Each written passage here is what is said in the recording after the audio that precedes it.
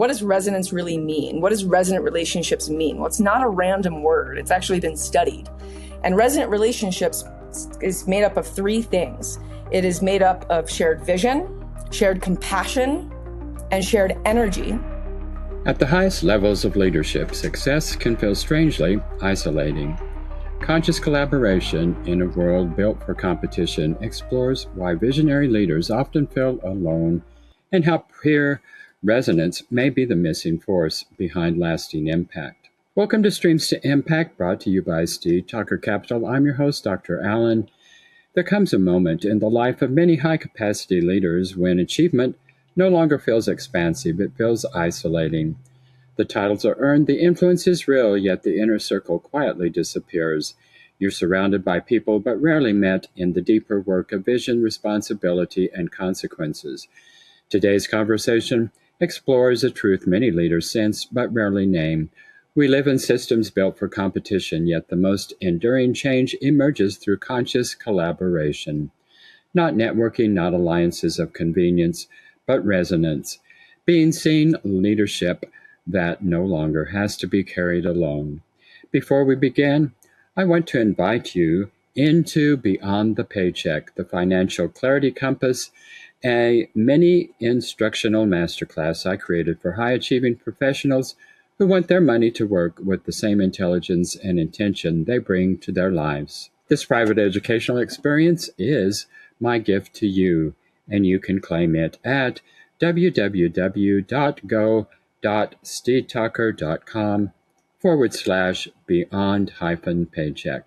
All information shared on Streams to Impact is for educational purposes only. It is not to be construed as investment, financial, legal, or tax advice. All investments incur risk. You should not invest if you are not prepared to lose 100% of your investment, and you're always encouraged to consult your legal, accounting, and tax advisors before making an investment. Many leaders reach the top only discover that the higher they rise, the fewer places there are to stand in truth, reflection, and shared understanding. Today's guest has devoted her work to addressing that paradox. Jaclyn Orent is the founder of the Cultural Catalyst Network, where she supports visionary leaders who feel isolated at the top and helps them create lasting change through peer resonance and conscious collaboration. Rather than reinforcing the myth of the lone visionary, Jaclyn works centers on what becomes possible when leaders are met, mirrored, and strengthened through authentic connection. So Jaclyn, welcome to Streams to Impact. We're glad you are with us today. So my first question is, as you look back over your life, what was one experience that quietly but profoundly shaped who you are as a person, probably long before you could name its significance? Well, Alan, I just want to say thank you for having me here today. When it comes to a experience that profoundly changed my life experience was actually after about 15 plus years in sales. I had an experience when I was leading a sales team to basically realize that I didn't love what I was doing, even though I was good at it. I've been in sales my entire life, and I come from a sales background. My mom is incredible at sales, and my dad was in sales leadership. And so I remember having that experience and being like, oh no, like my whole life is about to crumble because my life was built around this position in order to make an impact. And I remember the night that I had that experience with my coach and then realizing that I had no vision, right? As a visionary, your vision is what drives you. So I had no vision. So it was just like a black screen in front of me. And I've been there before, but it's not a fun place to be. And I ended up going on a journey that basically had me start working with very specific leaders who are in what I call critical systemic leverage positions.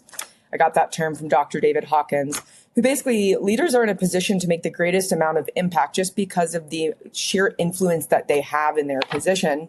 And I got to see what happened when I worked with leaders in those types of positions. And what I saw for the first time blew my mind, Alan. It was literally beyond anything I could have ever imagined. And I actually find the mind to be limiting in terms of what is really possible. And that first experience that happened after I left sales leadership eventually led me to found Cultural Catalyst, because I believe that we are at a tipping point in history right now. And that's actually what the science of change actually says, is that we are at a tipping point in history right now. And I believe leaders are in, I believe, a morally responsible position to either be part of the positive change that we get to make or be part of the negative change that we get to make. What a story. And yes, we do seem to be at a really critical point in history, and at a point where the human experience could really go drastically one way or the other. And at those points in time, there definitely is opportunity. There definitely is crises as well. So yes, leadership is needed more than ever, and it certainly seems to be lacking at the world and national level in so many ways. So I'm glad you're here with us today to talk about this really important topic. You say that leadership isolation is something many high-capacity leaders feel, but really they rarely articulate. So how do you understand leadership isolation, and why is it so common among people who are outwardly successful and probably outwardly outgoing? Yeah, well, why I speak to this aloneness that the leaders often experience but don't necessarily talk about is because in the last many years, as I've been working with leaders, one of the things that I got to see in my personal practice was a very high functioning, very influential, very successful leader have this exact issue, like literally right in front of my eyes. She was like flaunting friends who could match her. And what's so interesting is in the last many years, as I've been working with leaders, I actually applied to grad school to go measure how consciousness is the root of systemic change. And in doing so, I got to meet Richard E. Boyatzis, a renowned Case Western University and Harvard University professor and researcher who spent the last 60 years researching change. And he actually, he read my thesis and he was like, "You are accurate." And he referenced what I was talking about in my thesis and then pointed it back to the theory that he was talking about. And then he basically was like, "I will not talk to you until you read my magnus opus." And I actually got a little humbled by that because I wasn't expecting that to happen. I thought the work I was doing was revolutionary, and I didn't want to iterate. I wanted to innovate. And so I asked, so basically I ended up reading his book, The Science of Change, which he had literally released like the month before. And in this book, The Science of Change, it's how change actually happens from the individual to the dyad, which stands for couple, partnership, to the team, to the organization, to the community, to the country, and all the way up to the global processes. And he spent the last 60 years researching this. And so I actually let go of grad school and went, and I was like, you know what, maybe I actually have something to learn before I go do some research here. And when I actually read that book, what was really interesting, the key things that are actually needed for change at a cultural level, for some of us, we want to be participating in that, is two things. We need resonant peer relationships, and we need a social identity group that has a collective shared vision, purpose, and values that we can align with. And so what does this mean? What does this mean for your listeners? Well, the first step of the cultural catalyst system is to identify as a cultural catalyst. And what is that? The cultural catalyst is an identity. It's an ideal identity and outcome in one statement that some people are going to raise their hand to and be like, that is me. I'm a cultural catalyst. No one's given me that title until right now, but that's exactly who I am. That's exactly who I want to be. And when they put their hand up and say, I want to be that, that is actually the first step to joining a social identity group of other cultural catalysts. And when you have a social identity group plus the resonant relationships, and this is what's so interesting, and when I got to realize what was happening with my client, resonance, right? What does resonance really mean? What does resonant relationships mean? Well, it's not a random word. It's actually been studied. And resonant relationships is made up of three things. It is made up of shared vision, shared compassion, and shared energy.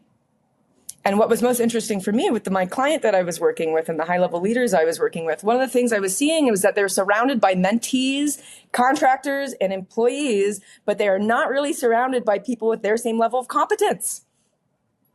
So there's all this talk of go find someone at the next level, go find someone that can pull you forward. But what they're actually looking is for peers.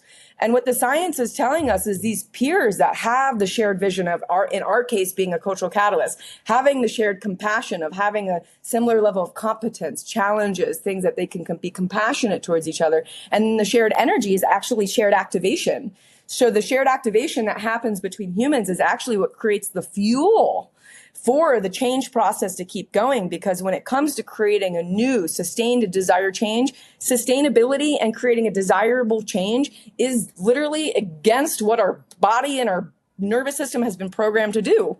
So when it comes to actually making a change, well, that means we need to be around the right people. And so what we say in Cultural Catalyst is that the peer resonance within Cultural Catalyst, in our specific case, is the missing infrastructure that you might not know that you realize. And so when leaders are like, I can do it myself, and they can, right? Like they've gone through more than most people can. They have the grit and the tenacity and the ability to go into the struggle and sit there for long periods of time. And just because they can doesn't mean they need to. What the science is saying is that they actually need peers to fuel them in their change efforts. So their human desire to have peers, not just a human desire. It's actually a scientific need to create cultural change. Well, that certainly makes perfect sense to me. And so I guess what I'm hearing from you is that it's not likely that they're going to find this resonance with other cultural leaders within their own organizations. Is that correct? Or yeah, and actually one of the things that we talk about in our master class is what got them here won't get them there, right? And the purpose of the Cultural Catalyst identity is literally the first step in the science of change. It's connecting with an ideal vision of self. And part of that is looking at 10 to 15 years in the future and prospecting into what are my values? What is my contribution? What is my legacy as a cultural catalyst? And so because it's in the future and they are not that person yet, the infrastructure, the peers, the friends, the employees, the contractors, the mentors that they have around them right now might not necessarily be in alignment with where they're going. Well, I have certainly witnessed that in my own life. And those resonant relationships are often quite unexpected. You reach forward and they somehow materialize.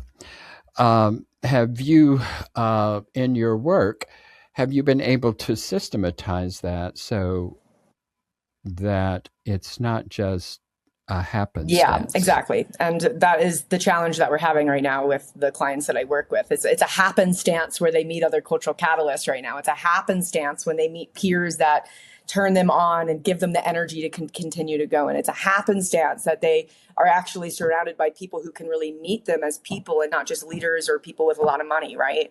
And so what we're actually doing with the Cultural Catalyst Network is creating a network for peer resonance for these cultural leaders to actually occur, because this doesn't exist right now.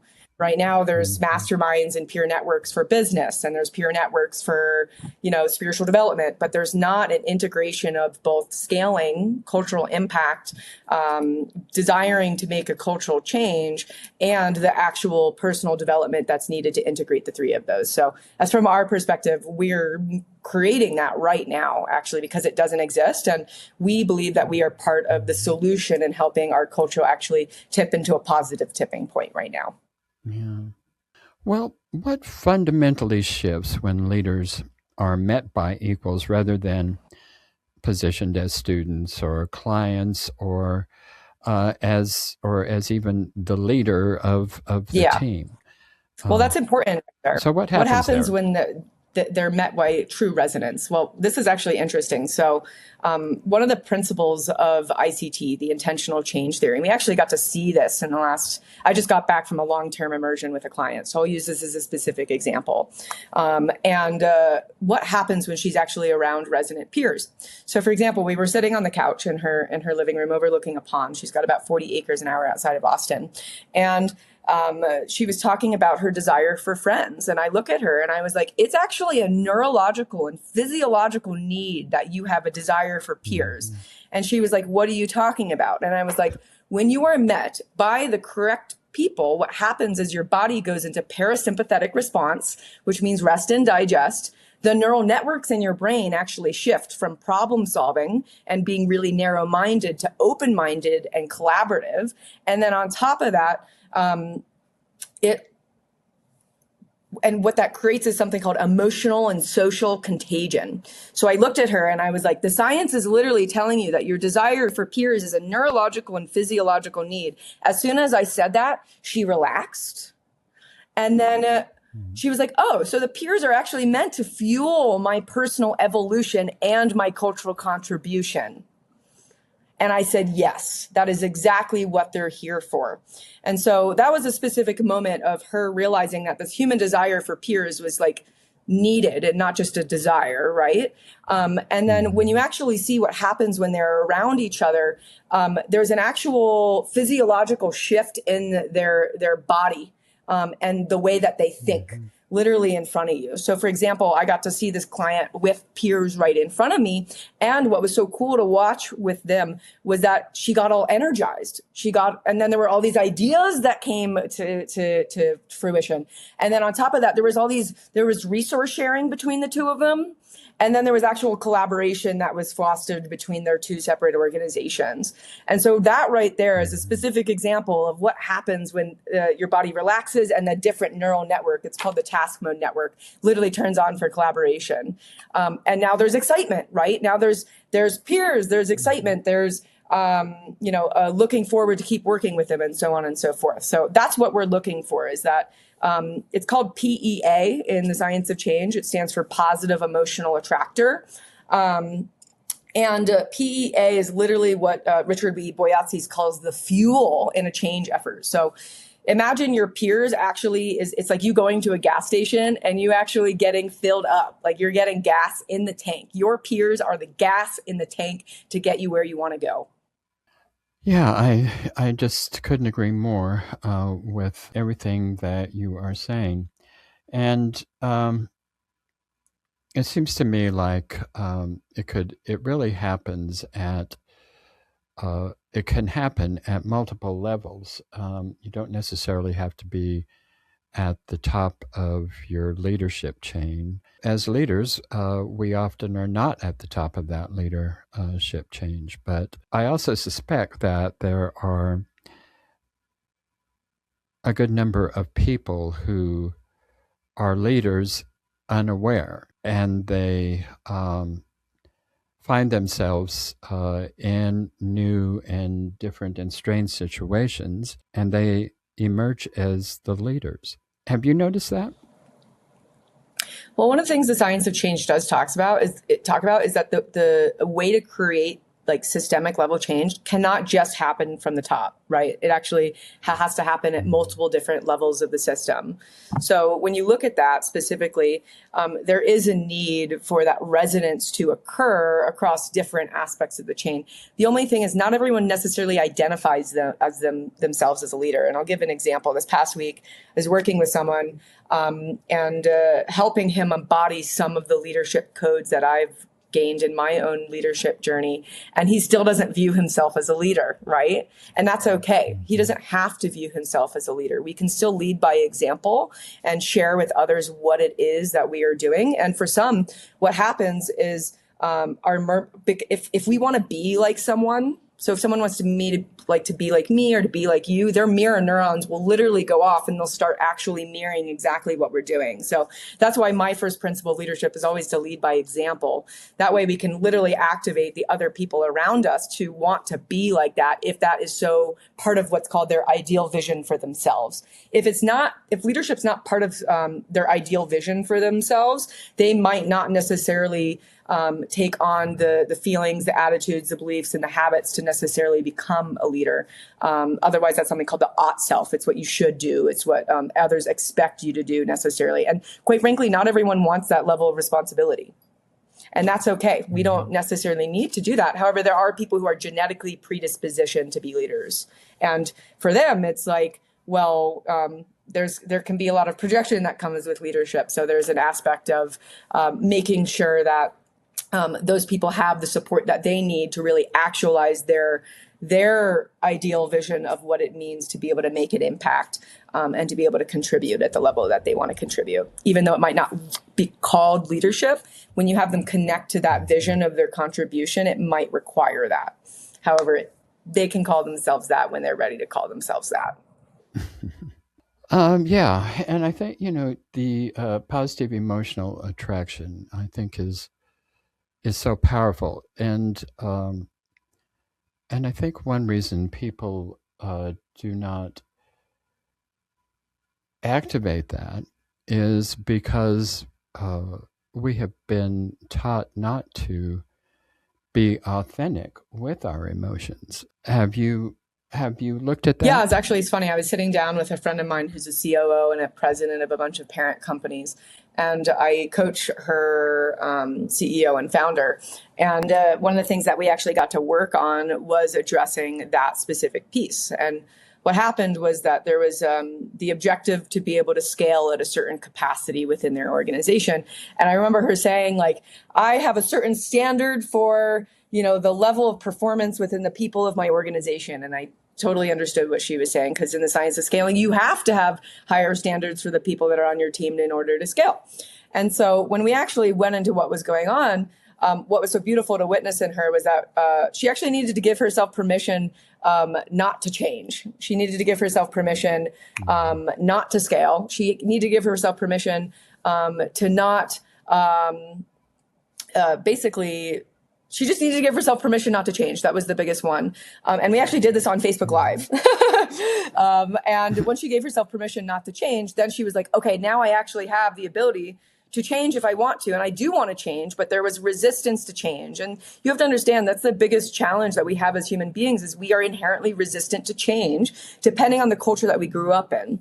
And so once we actually gave her permission to change, she got on board and then realized that she actually needed to create a permission culture in which it doesn't matter, even if the people in the organization don't necessarily want to change, at least they have the choice on whether or not to change. And oftentimes when they are given the choice, they often desire to change or opt out, right? That's what the permissionless culture, not permission, but the permission-oriented culture says. And so what does this mean about transparency? Well, she was literally leading with transparency. We went on Facebook Live. We had her go through a personal practice that had her be witnessed in what was really going on for her, because I could feel her resistance to the scaling process. So I addressed it straight out.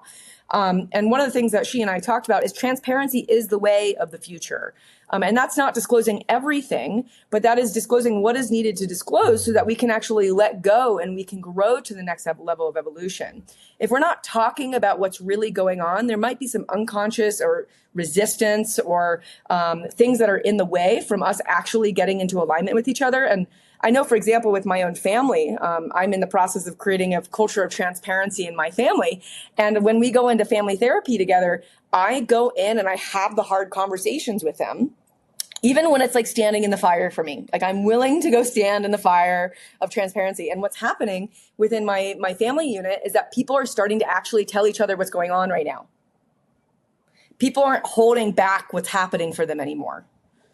There's actually a level of intimacy that happens when you are actually real and authentic with who you are. And with the advent of AI where it is right now, the only thing that one of the things that I think is we're going to really need to focus on is how we relate to each other. If we're not really being honest with each other about what's going on, it's because we're not being honest with ourselves. And if we're not being honest with ourselves, the AI is going to keep positively iterating whatever it is that we're talking about, and it potentially could prevent us from becoming who it is that we want to be. So if we're not being honest with our peers, we're not giving them the ability to witness our blind spots, which is the biggest problem of how the mind works. It is just how it is. It's no matter how good of a decision maker you are, you have blind spots because there are things that you can't see. And so if you're not acting with transparency, that means that you're not opening yourself up to be able to see what you can't see. And then you can't be as good of a leader as you need to be. So this is an aspect of, I call, getting over yourself with compassion, right? And there might need to be some things that are addressed within oneself to learn how to be transparent, because we haven't grown up in a culture where transparency has been valued.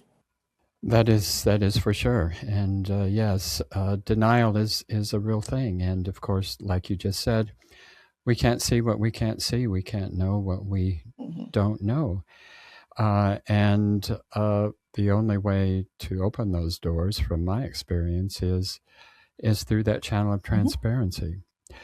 And once we're transparent, then people start reflecting back to us, and we can actually pass through all of that denial and find ourselves.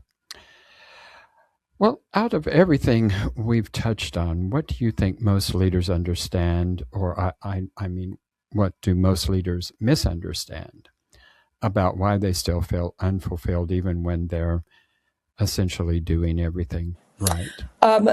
Your question is, why do leaders still feel unfulfilled even when they're doing everything right? One of the things... Correct. The researchers that I've studied in the last decade at depth is someone by the name of Dr. David Hawkins. He was a psychiatrist and a physician and actually a consciousness researcher who left us with a revolutionary book called Power versus Force. And I've read a number of his books. And one of the things that I really like about Hawkins is he has something called be, do, have. Okay. And one of the things that I think that we, as not just leaders, but as a human species, is we are forgetting that causality isn't necessarily that A creates B. That sometimes there's causality that is beyond what we directly see in front of us. And what I'm speaking to is Newtonian physics, is that this specific thing causes that. But in the last 10 to 15 years or so, metaphysics has actually found something called chaos theory and nonlinear dynamics, basically, that sometimes unrelated things affect each other. And the scientists don't necessarily like this because it affects their bell curves and the way that they study things. However, thankfully, the science of change does address the nonlinear aspects of things. And so what does this mean for leadership? What does this mean for how we lead our lives? What does this mean as humans? Well, there's an aspect of realizing that who we are is actually affecting what we do. So if we are constantly focusing on what we do and we've constantly been we've done all the right things and we're not happy, that's because we're looking outside of us for our happiness. And as long as we're focused on the doing part of it, right, we've accomplished the doing part of it. And that may have led us to the having part of it. And once we have everything that we want and we need, we're still dissatisfied, right? Why are we still dissatisfied? And that's often what leads to seeking answers, seeking truth, right? And what seeking ultimately leads you to do is go back inwards to yourself and find that happiness is actually within the negativity that's within you when you let it go. And so what I encourage and what I'm trying to say to your leaders is, yes, you've done great. Congratulations. You did exactly what the culture told you to do, but the culture didn't necessarily teach you how to be happy. Culture didn't necessarily teach you how to have joy or real love that defies what the mind really even understands love to be. And that requires going inwards and learning how to let go of what Hawkins would say, that the love is always there. The love is like the sun that's always shining. But there's always blocks to love, which is the clouds that are all in the way, right? And so what we get to do as leaders, to be able to lead from love and not force and actually give to life instead of take from life, is to actually let go of the negativity that we've stored inside of us. And when we let go of it, that's when we actually find what we're looking for. Well, Jaclyn, thank you so much for being with us today. I have one last question, but before I get to that question, just want to kind of reflect back over what we've talked about. And we've talked about the quiet isolation that often accompanies leadership, and we've explored why traditional models fall short for conscious leaders, not because they lack effort or insight, but because they're really missing resonance and being seen and met by equals rather than instructed or positioned. So, we've also talked about how belonging, identity, intentional community create the conditions where real lasting change can take root. And for those who are listening who felt something resonate in today's conversation, Jaclyn is currently hosting a free masterclass, and it is titled The Science-Backed Secrets to Activate Your Legacy as a Cultural Catalyst Without Burning Out. And you can register for this at www.activateherlegacy.com/masterclass. And you'll find this information in our show notes. So, Jaclyn, as we close out, when all is said and done, when you do come to the end of this life journey, what do you hope was most true about how you lived? What I imagine to be at my end of life celebration is to be a celebration of the actualization of the cultural catalyst within, and the leaving of a system that can continue to be used and embodied for others to be actualized in their desire to be cultural catalysts as well. Well, Jaclyn, thank you for sharing with us today, and certainly thank you for being our guest. And to all our enlightened investors, thank you for joining us today. If today stirred something in you, a desire for alignment, clarity, or a deeper relationship with purpose and impact, I want to invite you into our Beyond the Paycheck, the Financial Clarity Compass. It's an instructional mini masterclass designed for high-achieving professionals who want their money to work with the same intention they bring to their lives. This private educational experience is our gift to you, and you can find it at www.go.steedtalker.com/beyond-paycheck.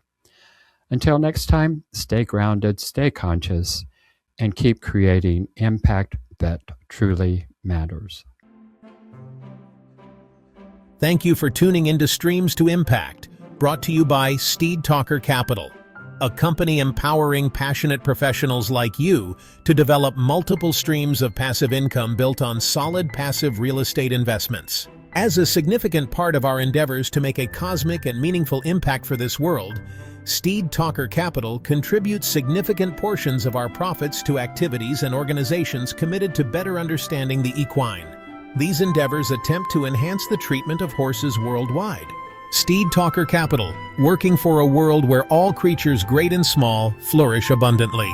If you are ready to learn how our passive investors have earned an average 33% annual return on their investments, schedule your complimentary passive income to Prideful Impact consultation. Obviously, we cannot continue indefinitely to offer these valuable consultations for free, so grab your passive income to Prideful Impact consultation while you still can. Go to steedtalker.com passive